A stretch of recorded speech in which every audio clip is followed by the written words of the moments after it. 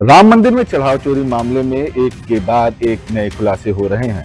अब पता चला है कि पुलिस की ओर से कई बार ट्रस्ट के पदाधिकारियों को सलाह दी गई थी कि परिसर में एआई कैमरे लगवाए जाएं। राम मंदिर चढ़ावा चोरी मामले में जांच में अब सामने आया है कि पुलिस की ओर से कई बार ट्रस्ट के पदाधिकारियों को सलाह दी गई थी कि परिसर में एआई कैमरे लगवाए जाएं। साथ ही कुछ चिन्हित संवेदनशील स्थानों पर पुलिस की दखल बढ़ाई जाए जिससे सुरक्षा व्यवस्था और मजबूत हो सके। लेकिन ट्रस्ट के पदाधिकारियों ने, खासकर चंपत राय और अनिल मिश्रा ने इसकी सिफारिश पर ध्यान नहीं दिया। उन्होंने पूरी तरह से इसे नजरअंदाज कर दिया, जिसका अंजाम करोड़ों रुपए की चोरी के रूप में सामने आया। राम मंदिर में सबसे देश के संवेदनशील मंदिरों में से शामिल है।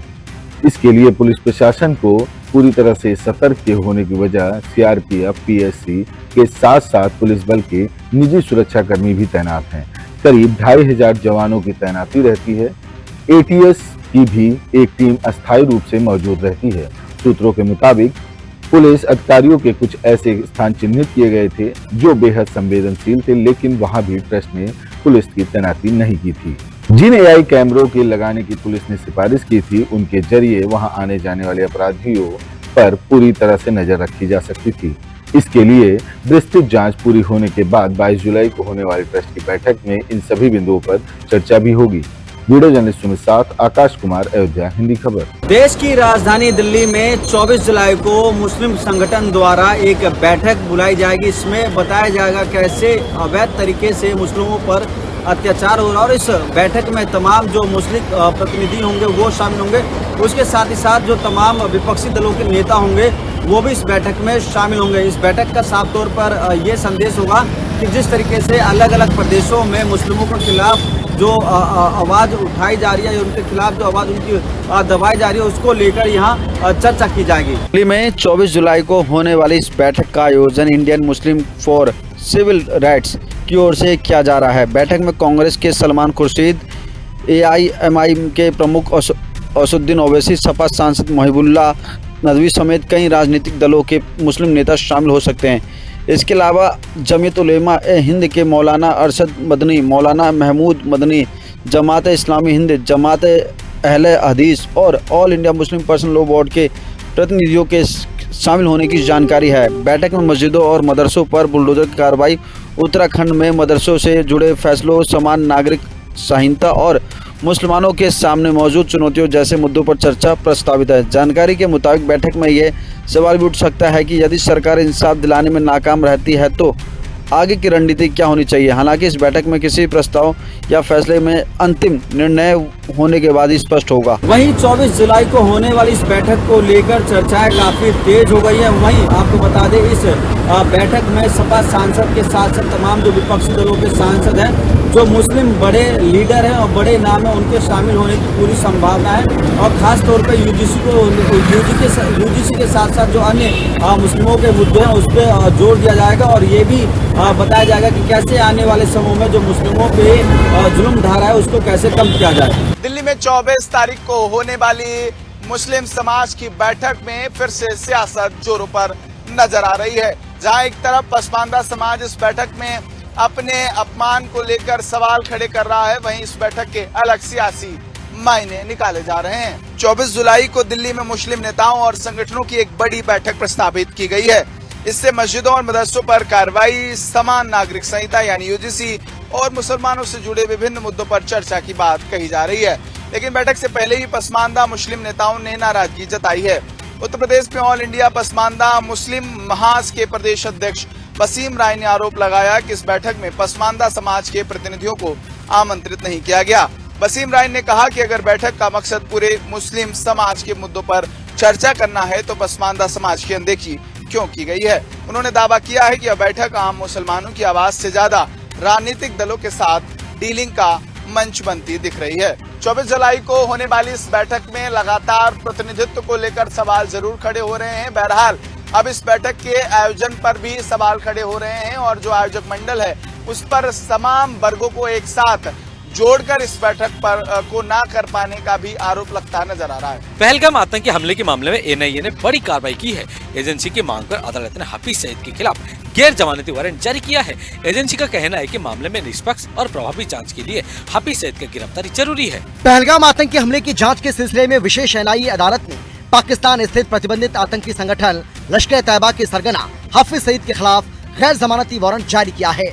यह आदेश विशेष NIA अदालत के न्यायाधीश ने 8 जुलाई को पारित किया।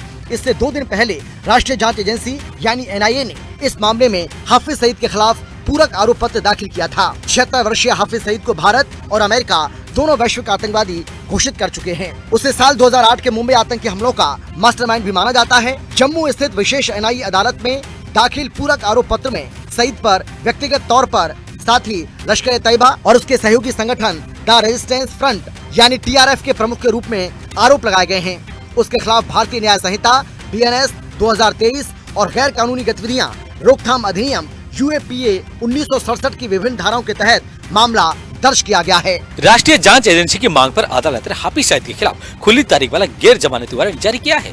एजेंसी का कहना है कि इससे जांच और आगे की कानूनी कार्रवाई में तेजी आएगी। लोकसभा चुनाव में साथ लड़ने वाले कांग्रेस और समाजवादी पार्टी के बीच अब बयानबाजों की तल्खी बढ़ती हुई दिख रही है। ऐसे में सवाल ये उठ रहा है कि विधानसभा चुनाव तक यह तकरार जो है सिर्फ बयानबाजी तक ही सीमित रहेगी या फिर विपक्षी गठबंधन की तस्वीर भी सामने आएगी। सहारनपुर से कांग्रेस सांसद इमरान मसूद ने दावा किया कि गठबंधन की सबसे ज्यादा जरूरत समाजवादी पार्टी है। उन्होंने कहा कि 2024 के लोकसभा चुनाव में गठबंधन का फायदा सपा को मिला, जबकि 2022 के विधानसभा चुनाव में 120 सीटों का आंकड़ा भी नहीं पार कर पाई। इमरान मसूद के इस बयान पर समाजवादी पार्टी के सांसद SP सिंह ने तीखा जवाब दिया है। उन्होंने कहा कि अखिलेश यादव के बिना कांग्रेस की राजनीति स्थिति शून्य है और कांग्रेस को अपनी ताकत का अंदाजा होना चाहिए। SP सिंह ने यह भी कहा कि कांग्रेस को 50 से ज्यादा सीटों की मांग नहीं करनी चाहिए। उन्होंने दावा किया कि अखिलेश यादव की PDA राजनीति के सबसे बड़े नेता हैं। जनता का भरोसा समाजवादी पार्टी के साथ है। उत्तर प्रदेश में विधानसभा चुनाव से पहले सियासी बयानबाजी तेज हो गई है। इस बार विपक्षी गठबंधन के 2 अहम दल समाजवादी पार्टी और कांग्रेस एक दूसरे पर ही सवाल कर रहे हैं। सपा सांसद के द्वारा इमरान मसूद के बयान पर पलटवार किया गया है। संभल में सरकारी भूमि को कब्जा मुक्त करने के अभियान के तहत राजस्व विभाग की टीम ने बुलडोजर एक्शन से ईदगाह को हटाने की कार्रवाई शुरू कर दी है। संभल के असमोली थाना क्षेत्र के मड़न गांव में प्रशासन ने कोर्ट के आदेश पर बड़ी कार्रवाई की। सरकारी कब्रिस्तान और निजी जमीन पर अवैध कब्जे के आरोप में ईदगाह, मस्जिद और 2 मकानों पर बुलडोजर चलाया गया। प्रशासन के मुताबिक 6 बीघा जमीन पर अवैध कब्जे का मामला सामने आया था। इसमें 4 बीघा सरकारी कब्रिस्तान की जमीन और 2 बीघा निजी भूमि शामिल है। अधिकारियों का कहना है कि पैमाइश और न्यायालय के आदेश के बाद कार्रवाई की गई। सबसे पहले 2 मकानों को गिराया गया। इसके बाद ईदगाह और मस्जिद के अवैध हिस्से को ध्वस्त किया गया। कार्रवाई के दौरान पुलिस, PAC और RAF के जवान मौके पर तैनात रहे और पूरे इलाके में सुरक्षा व्यवस्था कड़ी रखी गई और सुरक्षा व्यवस्था के बीच ध्वस्तीकरण की कार्रवाई पूरी की गई। फिलहाल प्रशासन का कहना है कि पूरी कार्रवाई न्यायालय के आदेश और राजस्व रिकॉर्ड के आधार पर की गई है। वहीं पूरे इलाके में सुरक्षा बल तैनात है और हालात पर लगातार नजर रखी जा रही है। अब सबकी निगाहें इस बात पर है कि आगे इस मामले में कानूनी प्रक्रिया किस दिशा में आगे बढ़ती है। दिल्ली में एक बार फिर महंगी हो सकती है बिजली। DERC ने बिजली बांटने वाली कंपनियों को ग्राहकों से 8% तक अतिरिक्त चार्ज इसी महीने लेने की मंजूरी दे दी है। दिल्ली में रहने वाले लाखों बिजली उपभोक्ताओं की जेब ढीली होने वाली है। दरअसल अब पहले से ज्यादा बिजली बिल चुकाना पड़ सकता है। दिल्ली विद्युत नियामक आयोग ने राजधानी की बिजली वितरण कंपनियों को fuel and power purchase adjustment surcharge वसूलने की मंजूरी दे दी है। इस फैसले के बाद दिल्ली वालों के मंथली बिजली बिल में के पैसे बढ़ सकते हैं। DERC के मुताबिक मई 2026 के दौरान बिजली खरीदने की लागत में काफी बढ़ोतरी हुई थी। इसी अतिरिक्त खर्च की भरपाई के लिए बिजली कंपनियों ने सरचार्ज वसूलने की अनुमति मांगी थी, जिसे आयोग ने मंजूरी दे दी है। ये व्यवस्था अगले आदेश तक महीने दर महीने लागू रहेगी। Fuel and power purchase adjustment यानी FPPAS वो एक्स्ट्रा चार्ज है जिसे बिजली कंपनियां ईंधन और बिजली खरीदने की लागत बढ़ाने पर दिल्ली वालों से वसूलती हैं। यह शुल्क बिजली बिल के फिक्स्ड चार्ज और एनर्जी चार्ज के आधार पर तय किया जाता है। DERC ने साफ किया है कि ये राहत अभी अस्थायी है और बिजली खरीद लागत के आधार पर हर महीने इसकी जांच पड़ताल की जाएगी। ऐसे में अगर आने वाले महीनों में बिजली खरीद महंगी होती है तो दिल्ली वालों के बिजली बिल पर इसका असर देखने को मिलेगा। गाजियाबाद की पुलिस कार्यप्रणाली पर गंभीर सवाल उठ रहे हैं। आरोप है कि पिंक बूथ के बाहर एक घायल अवस्था में युवक पड़ा रहता है, वहीं उसको समय से इलाज न मिलने के दौरान उसे अस्पताल पहुंचाया जाता है, वहां पर उसकी मृत्यु हो जाती है। वहीं पुलिस की कार्यशैली पर भी गंभीर सवाल उठ रहे हैं। गाजियाबाद के मधुबन बापूधाम थाना क्षेत्र के संजय नगर सेक्टर 23 स्थित पुलिस पिंक बूथ के बाहर बिहार के सिवान निवासी 22 वर्षीय राजकुमार की मौत हो गई। जानकारी के मुताबिक राजकुमार का एक ऑटो चालक से किराए को लेकर विवाद हुआ था। विवाद के दौरान वह खुद को बचाने के लिए पिंक बूथ की ओर भागा। आरोप है कि पिंक बूथ बंद होने के कारण उसने अंदर मौजूद पुलिस कर्मियों का ध्यान खींचने के लिए कांच का दरवाजा खटखटाया, जिससे शीशा टूट गया और उसका हाथ गंभीर रूप से कट गया। परिजनों और स्थानीय लोगों का आरोप है कि राजकुमार काफी देर तक लहूलुहान हालत में सड़क पर पड़ा रहा और समय पर चिकित्सीय सहायता नहीं मिली। सोशल मीडिया पर वायरल वीडियो में भी युवक घायल अवस्था में सड़क पर पड़ा दिखाई दे रहा है। बाद में उसे अस्पताल ले जाया गया, जहां डॉक्टरों ने मृत घोषित कर दिया। वहीं गाजियाबाद पुलिस का कहना है कि शुरुआती जांच में ऑटो चालक और युवक ने नशे में होने की बात सामने आई है। पुलिस के मुताबिक विवाद के दौरान युवक ने पिंक बूथ के शीशे पर हाथ मारा, जिससे उसका हाथ कट गया और अत्यधिक रक्तस्राव हुआ। हालांकि इस घटना के बाद सवाल यह भी उठ रहे हैं कि यदि मामला पुलिस पिंक बूथ तक पहुंच गया था तो घायल को तत्काल अस्पताल क्यों नहीं पहुंचाया गया और मौके पर तैनात पुलिस कर्मियों की भूमिका क्या रही होगी।